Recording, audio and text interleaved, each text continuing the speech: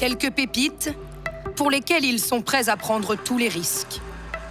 C'est le rêve d'une nouvelle génération de chercheurs d'or dans l'ouest du Kenya.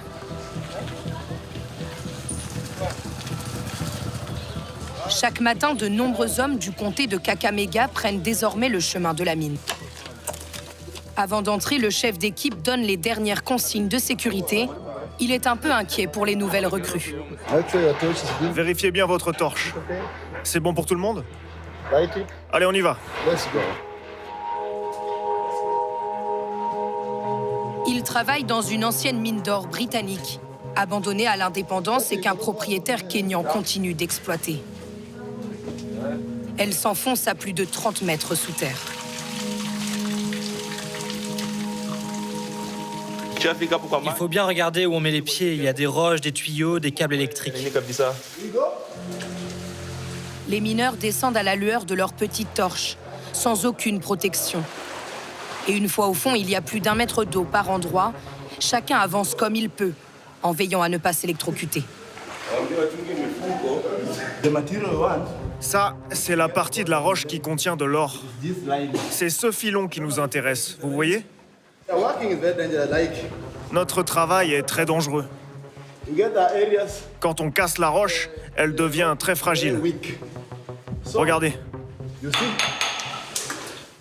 Ces hommes creusent toute la journée sans voir la moindre pépite. Des heures et des heures à se relayer dans le noir pour remplir des sacs de quartz, la roche où se trouve l'or.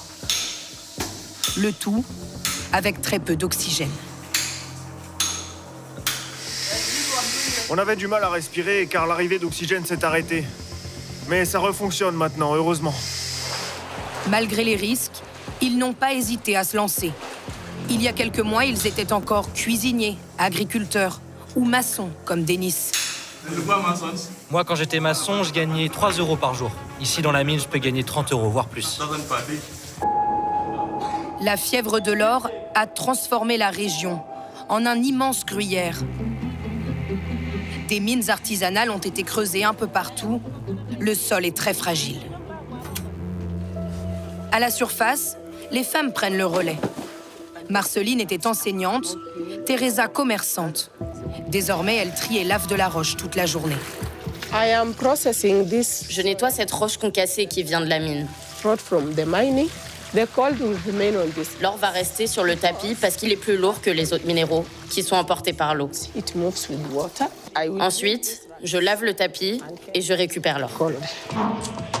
Ce jour-là, Timothy Mukoshi, le responsable du syndicat des mines, visite le site.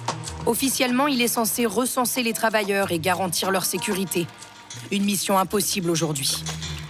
Le nombre de personnes qui travaillent dans le secteur minier a triplé. On fait face à de nombreux problèmes.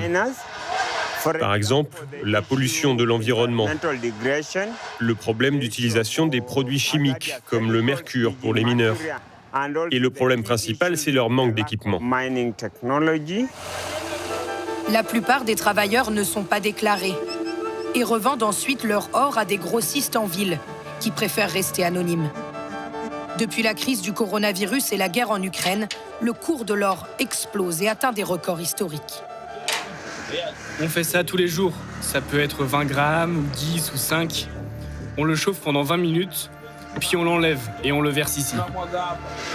Le tout est ensuite revendu à l'étranger.